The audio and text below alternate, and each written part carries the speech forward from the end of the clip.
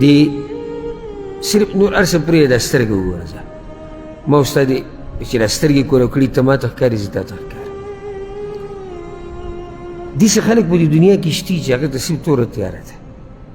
هغه د سره دا شی پېژني نه چې دا سور څه ته وایي دا سپین څه ته وایي هغه دا پېژني نه چې د اسمان څنګه دی او د دې ځمکې رنګ څنګه دی د غر څنګه دی هغه ته دا پته هم نشته هغه هېڅ نه دي لیدلي او ما ورته هر څه اینو ښه واضحه اینو ښه برابر اینو او ځکه په سلفو کې یو عالم تېر شوی دی بکر بن عبدالله رحمه الله هغه دا خبره کړې ده ډېره ناشنا وی ابن آدم ان اردت ان تعرف که چېرته ستا دا ارادې چې ته وپېژنې قدر د هغه نعمتونو چې الله تعالی درکړی دی یا درکړي دي فغمض عینیک نوري سم مه کوه دا سترګې یې بندې کړه او تجربه یې کوي دا سترګه صرف داسې بند کړه او چې دا داسې نور زه لرې نه ځم زه بل نعمت اوس نه یادوم په بدن کې دا سترګه بند کړه یو څو سیکنډو دپاره او سوچ وکړه که دا داسې وی د همیشه دپاره نو تا به څه کړی د کوم ځای نه به د دې له نظر راوړی د کوم ځای نه به تا داسې سترګې راوړی وی چې هغې صحیح کار کولی د سترګو نظر معمولي کم شي څوک به کیسه نشي کولی چې سترګې بلکل نه وي نو څه به څه وکړي چې څو پورې الله نه یې غوښتې او بیا داسې ځه په دې باندې دا نور اندامونه چې کم دي دا قیاس کوه نو خبره که یعنی ما شروع دې ځینې کړی و چې بعضو خلکو دا سوچ دی چې نعمت څه ته وایي مال ته وایي نه هر څه چې موږ سره دي دا د الله د طرف نه د الله د طرف نه نعمت دی نو بیا دا یاد کړه چې دا نعمتونه د الله د طرف نه دي دا روغ صحت او د هر څه د الله د طرف نه دي دې کې دننه یو دعوت پروت دی چې دومره ښه یې د سره کړي دي نو شکر خو ادا کوه که نه چې دومره ښه د سره الله کړي دي نو څه کوه شکر ادا کوه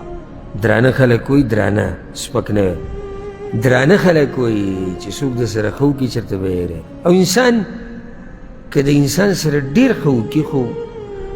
هغه بیا هم لږ دي ځکه چې انسان داسې نشي مړولی چې غریبي وله ختمه کړي چې څو پورې الله نه یې غوښتلي او بیا داسې پسې ځه کومې منډې چې موږ سره انسانان والي دي هغه بیا هم څه نه څه دي نیمګړي دي ورنه دي نو احسانات د الله هغې ته وګوره چې الله د سره ښه کړي دي نو هغه به څنګه یېرې موږ له پکار دا دی چې د هغه رب شکریه ادا کړو د هغه حمد ووایو د هغه ثنا ووایو بیا ما دا خبره څو پیرې تاسو ته ذکر کړې م چې شکر ادا کول په درې طریقو سره دي چاته یاد په ژبې سره په اندامونو سره او په زړه سره شکر د الله به ادا کوې په ژبه په اندامونو په زړه په زړه څنګه چې ستا دا عقیدې چې دا نعمت د چا طرف نه د الله طرف نه دا شکر ادا کول دي په څه په زړه په ژبه خو واضحه ده ته الحمدلله وایې ته شکر د الله وایې ته د هغه ثنا وایې ته په ژبه دا وایې چې دا هر څه مال الله راکړي دا شکر ادا کول دي په ژبه په اندامونو باندې شکر ادا کول دا دي چې څه چې در الله درکړي دا ته د الله په دین کې استعمال کړي لکه د ژبې له راشه ژبه نعمت دی که نه دی دی نعمت تاسو ویښې که ودې داسې ډېر وخت تېر شوی تاسو ورسره وده شوي ژبه د الله د یو نعمت دی دا نعمت ته راولګې په کنځلو کې استعمالوې په فحش خبرو کې استعمالوې په فساد کې په چغلخورۍ کې او په منافقت کې استعمالوې په کار دا وه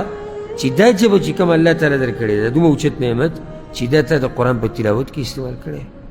دا تا په چاته په نصیحت کې استعمال کړی په دې باندې تا فایدهمنې خبرې کړې وې ویناګانې دې کړې وې چې د هغې د لاسه معاشرې ته قوم ته خلکو ته تا ته فایده در رسېدلې ها دا سترګې ملک صاحب مخکې اوس اوچت نعمت دی خو چې یو سړی راولګي په دې سترګو باندې په ټیک ټاک کې او په فیسبوک کې او په یوټیوب کې ناروا حرام د زنانو تصویران فحش فلمونه سندري دمتوب او دا پې ګوري څومره ظلم کوي څومره ظلم او ما تاسو ته یو مثال یو پیر ذکر کړی چې زه اوس راولګم او دا پین تاله درکړم هدیه ګفټ چې دا واله زما له طرف نه ستا دپاره هدیه شو ته دا پن راوالې او په کاغذ باندې په ما پسې کنځلې ولیکي زه به څومره خفه کېږم چې ګوره ما دله قلم درکړو نو ظالمه په حق قلم ته راولګېدې په ما پسې دې کنځلې ولیکلې رب العالمین دله اندامونه او بدن درکړو نو ته راولګېدې حق بدن دې د الله په دشمنۍ کې ولګو ښایسته سترګې د الله درکړې هغه سترګې دې په حقه څه کې ولګولې څه نه چې الله منع کړی هغه ژبه دې په حقه څه کې استعمال کړی څه نه چې الله منع کړی حالانکې درکړي دې د نعمتونه الله دي بیا راشه داسې ګوره د خپې د الله څومره اوچت نعمت دی ته راولګي په دې خپو باندې هغه ځي ته لاړ شي چې هغه ځي ته تله حرام دي یا د هغه کار دپاره پرې لاړ شي چې هغه کار حرام دي نو دا دومره نعمتونه چې الله موږ له راکړي دي که غواړې دا چې دا نعمتونه برقرار پاتې شي نو اولنی کار به څه کوې شکر به ادا کړي او شکر ادا کولو درې طریقې موږ ذکر کړي چې دا درې ونه په تا کې دننه وي دویمه خبره دا یاده ساته که ته دا غواړې که نه چې دا نعمتونه چې تا سره کوم دي دا برقرار پاتې شي نو د الله د دین خیال ساته د الله د دین خیال ساته رب العالمین ستا خیال ساتي دا بدن به دیم ښایي دا مال کې به دیم برکت وي په دې بچو کې به دیم برکت وي په هر څه کې به دې برکت وي شرط څه دی د الله د دین به خیال ساتي زه بیا د دلیل خیم الحمدلله دلیل د امام احمد امام ترمذي حدیث راوړی دی د عبدالله بن عباس رضی الله عنهما تاسو ته به یاد پیغمبر صلی الله علیه وسلم هغه ته نصیحتونه کړي وي ماشوم یو څو خبرې ته کوم یاد یې کړه یو ته دا ویلې وه احفظ الله یحفظک احفظ الله تجده تجاهک د الله حفاظت کوه د الله حفاظت مطلب څه دی د الله د دین حفاظت کوه خو د دین حفاظت څه دی یعنې څه چې راته الله ویلي دي د کولو هغه کوه چې د څه نه منع کړی هغې نه منع شه یحفظک په بدل کې به رب العالمین ستا حفاظت کوي نو ستا حفاظت به څنګه کوي یعنې څه چې د الله درکړي دي د دې به الله حفاظت کوي او دا به دله نه ګډوډ کوي چې څو پورې ته دا بدن د الله په دین کې استعمالوې که نه غم یې مه کوه دا به الله ساتي او ځکه د بعضو علماو په باره کې راځي چې د پخوانو علماو باره کې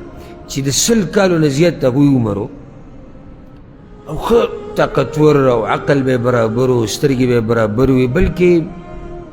د بعضو پکې بچي هم شوي دي او د 100 کالو نه بره عمر و یو پیر پکې یو عالم کشتۍ ته ختلی و عمر یې 100 کالو نه بره نو دی چې د دې کشتۍ نه کوزېدو نو دا خلک ورو کوزېدو دی چې ټوپ ووه نو چا ورته ووي سبحان الله دې عمر کې په دې عمر کې ته د کشتۍ نه ټوپ وایې نو هغه داسې راونیو ورته ووي دا اندامونه موږ په ځوانۍ کې ساتلي دي رب العالمین راله په بوډاوالي کې ساتلي دي دا اندامونه موږ په ځوانۍ کې ساتلي دي ځکه راله الله په بوډاوالي کې ساتلي دي نو چې اوس اندامونه ته راولګې په ځوانۍ کې تباه و برباد کړي د الله په نافرمانیانو کې دې کې به څه پاتې شي چې کله ته بوډا شي بوډا نه راشي ځوانان ته توګه په ځوانۍ کې چې ورته وګورې ته به وایي چې دغه ساعت یې وزي راولېږي مري دې ګناهونو دې درجې ته رسولی زموږ خوا له راځي که نه راشي تپوسونه کوي مسلې والله چې ورته وګورې ته وایي چې دغه دی مري په ځوانۍ کې برکت نه وي بدن کې برکت نه وي یو درد دی یو پلانې دی یو تکلیف دی یو دا دی یو دغه دی ټولې ګیلې شکوې عمر دې څو دی لکه ته دومره ګیلې شکوې کوې یاره زموږ خو شپږ شویش روان وي نو په شپږ شویشتو کې ستا دا حال دی په 13 کې ستا دا حال دی په 40 کې ستا دا حال نو ته چې 50 نه واوړې ستا به څه حال د رب العالمین د دین خیال ساته هغه به ستا د دې بدن خیال ساتي هغه به ستا د دغه نعمتونه چې د کوم الله درکړي دي د دې به خیال ساتي او د دین خیال ساتل چې ته د اندامونه د الله په دین کې ولګې دا د دین خیال ساتل دي که ځکه د زم استعمال یې کوي د الله په دین کې ګوره دا موقع بیا بار بار نه راځي دا موقع بیا بار بار نه راځي هغه حدیث موږ څو پیرې بیان کړی 15 خبرې د 15 نه مخکې غنیمت وګڼه کمې کمې ځواني د بوډاوالي نه مخکې روغ صحت د بیمارۍ نه مخکې غریبي د مالدارۍ نه مخکې مالداري د غریبۍ نه مخکې مرګ د ژوند نه مخکې او فارغه وخت د مصروفه کېدو نه مخکې د اوچت نعمتونه دي چې دا د غنیمت وګڼه که دا ځواني او دا روغ نعمت دا روغ صحت مزې به کې بیا به چې کله بیمار شوې که نه او بوډا شوې نو غم به دې دومره نه ځکه چې تا په ځوانۍ کې هغه څه کړي دي چې ته پرې خوشحاله یې چې اوس دا ځواني ما ورته تباه و برباد کړو دا روغ صحت ما ورته د الله دین دپاره استعمال نه کړو او بیا موږ بوډاګان شو یا بیماران شو زموږ په زړه کې به څومره ارمانونه پاتې شي که نه